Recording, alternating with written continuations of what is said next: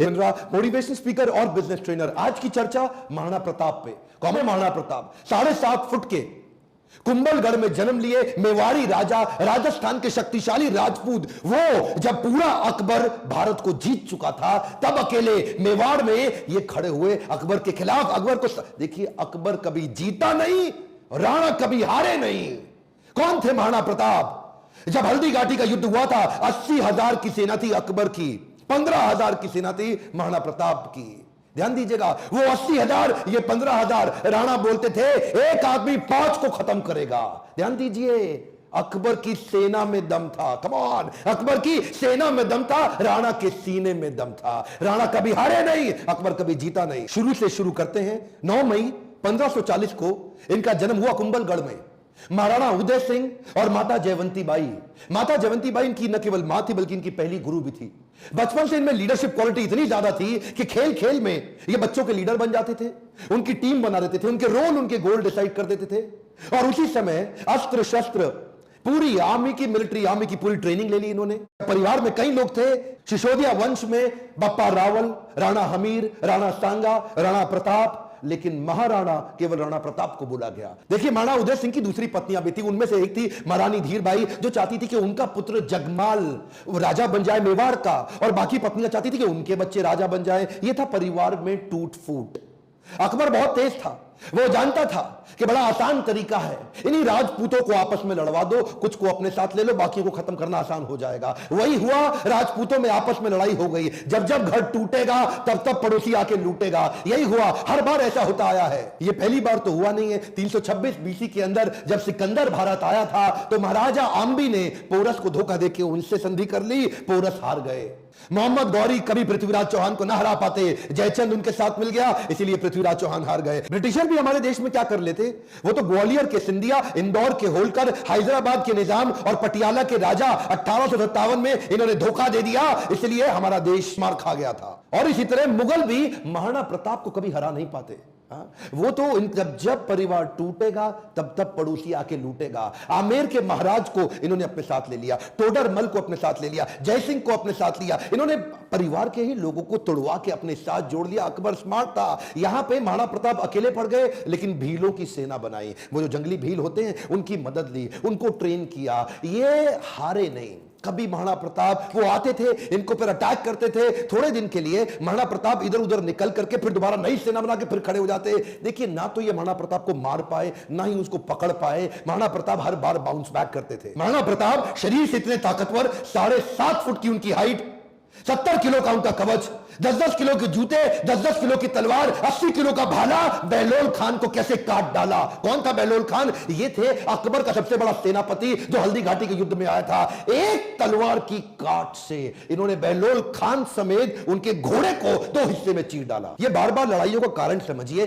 Politically और geographically Mewar Akbar के लिए दिल्ली से बहुत महत्वपूर्ण था। गंगा मार्ग के व्यापार मार्ग को यह पश्चिमी तट के साथ जोड़ता था। जियोग्राफिकली अगर वेस्टर्न हेमिस्फीयर से कुछ भी इंपोर्ट करना है, कुछ भी एक्सपोर्ट करना है, टेरिटरी से कुछ सपोर्ट लेना है बाहर से भारत के, तो अकबर को मेवाड़ पार करना पड़ता था। मेवाड़ ऐसी किरकिरी बन गया और ये मेवाड़ को जीत नहीं पा रहे, क्योंकि वहां पूरा भारत तो मान जाता था और वहां महाराणा प्रताप अकड़ के खड़े थे। क्या है, एक्चुअली अकबर बहुत बड़ा था और महाराणा प्रताप सेना के मामले में बहुत छोटे थे, लेकिन महाराणा प्रताप का वैराग्य जबरदस्त था। ये बाकी राजाओं की तरह भोग विलास, इंद्रिय तृप्ति इसमें नहीं थे।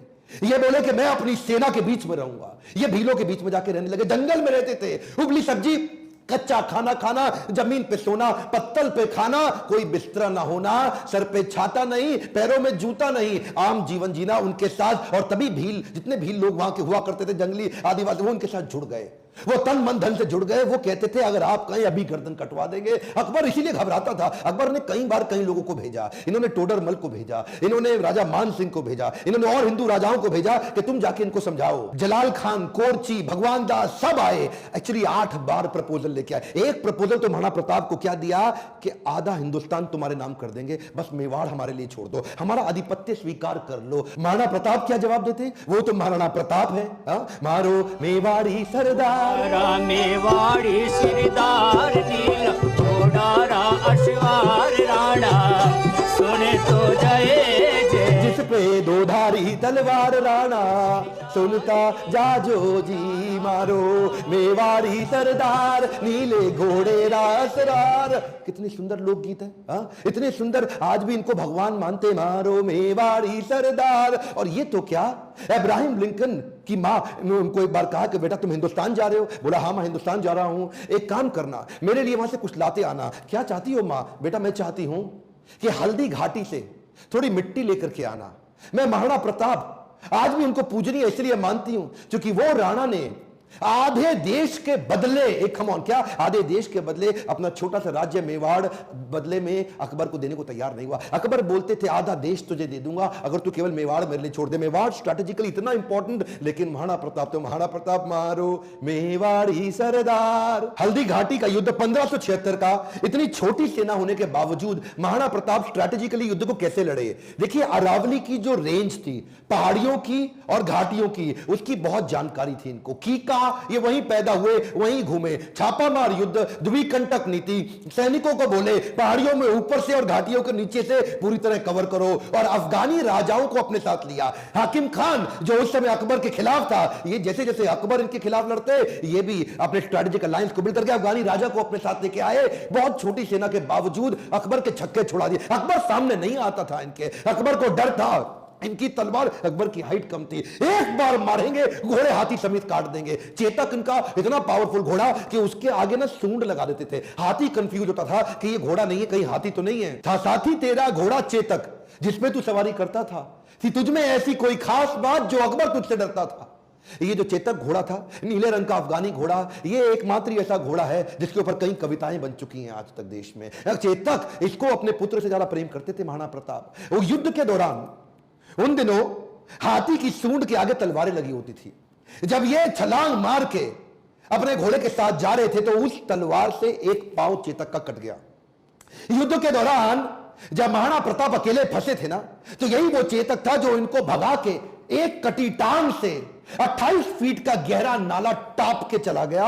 अपने राजा को पहले उसने बचाया और उस छलांग के कारण अपने प्राण त्याग दिए। और केवल चेतक ही नहीं, महाराणा प्रताप के पास एक हाथी भी था जिसका नाम था राम प्रसाद। राम प्रसाद की अहम भूमिका थी हल्दी घाटी के युद्ध में। इस रेख राम प्रसाद हाथी ने कम से कम 8 हाथी अकबर के खत्म कर दिए और कई घोड़े मार दिए। राम प्रसाद के आगे जो तलवार लगी थी वो बड़ी खूंखार थी। अकबर का पूरा फोकस था कि राम प्रसाद को किसी तरह अपने साथ ले जाऊं। अकबर ने 12 हाथियों का चक्रव्यूह बनाया और जो राणा प्रताप का राम प्रसाद हाथी, उसको कंट्रोल किया महावतों की मदद से और उसको किसी तरह अपने साथ ले गए बंदी बना के। ये राम प्रसाद, इस हाथी का बाद में नाम बदल के अकबर ने पीर रख दिया।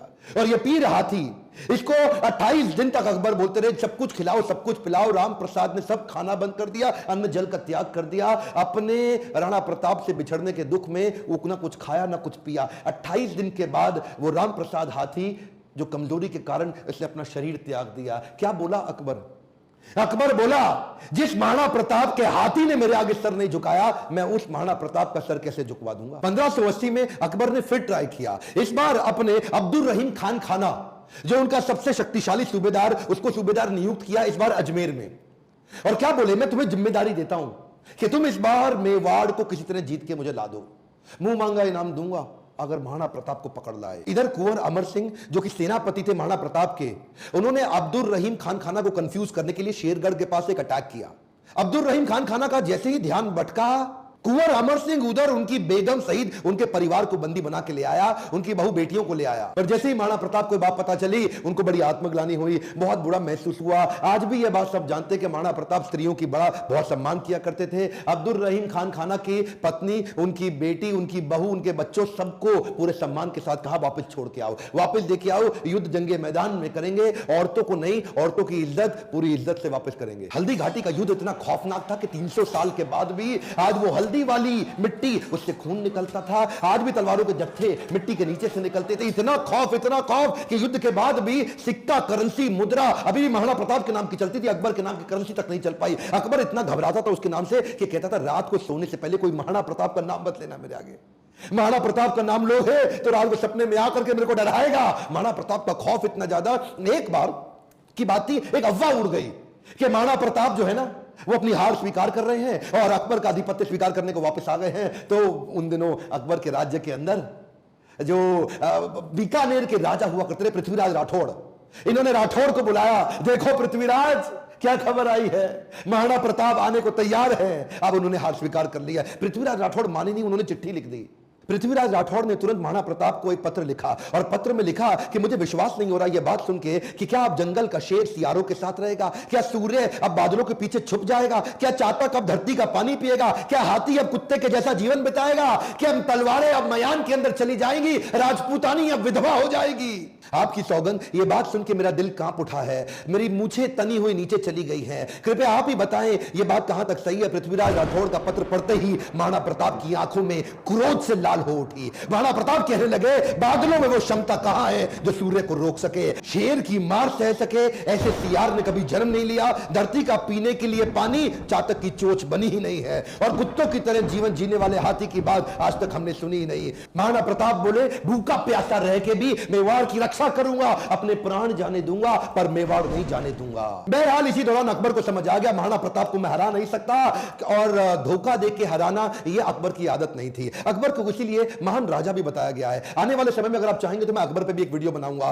पर वापस चलते हैं। उसी समय अकबर का फिर ध्यान बट गया। अकबर अब ईस्टर्न साइड चला गया, सदर्न साइड चला गया, उसने मेवाड़ को छोड़ दिया और इधर महाराणा प्रताप ने पूरे मेवाड़ पे फिर से अपना कब्जा कर लिया। कुछ दिन, हफ्ते, महीने ठीक बीते। उन्हीं दौरान एक शिकार करते वक्त, उस समय किसी शेर का शिकार करते वक्त महाराणा प्रताप का किसी एक्सीडेंट में उनका देहांत हो गया, उनकी मृत्यु हो गई। ये बात जब अकबर को पता लगी, अकबर एक ऐसा राजा था, अपने शत्रु प्रताप की मृत्यु पे बहुत रोया और चिट्ठी लिख करके बोला कि महाराणा प्रताप एक बड़े शक्तिशाली, बड़े मेधावी और एक ऐसे राजा थे जिन्होंने अपने गौरव को कभी समाप नीचे झुकने नहीं दिया, और मुझे एक बात का दुख रहेगा, मैं जीवन भर महाराणा प्रताप को कभी हरा नहीं सका। ध्यान दीजिएगा, लेसन्स में लर्निंग बहुत सारी हो सकती है, पर महाराणा प्रताप को इतना संघर्ष इसीलिए करना पड़ा क्योंकि आपस में राजपूतों की कभी बनी नहीं। ध्यान दीजिएगा, जब जब घर टूटेगा आपका पड़ोसी आपको लूटेगा। सिंपल सी बात है साहब, जब जब भारत बटा है तब तब भारत टूटा है। वैसे तो अब इस समय इलेक्शन आने वाले हैं, मेरा फोकस पॉलिटिक्स पे नहीं है, आपकी ग्रोथ और डेवलपमेंट पे है, पर फिर भी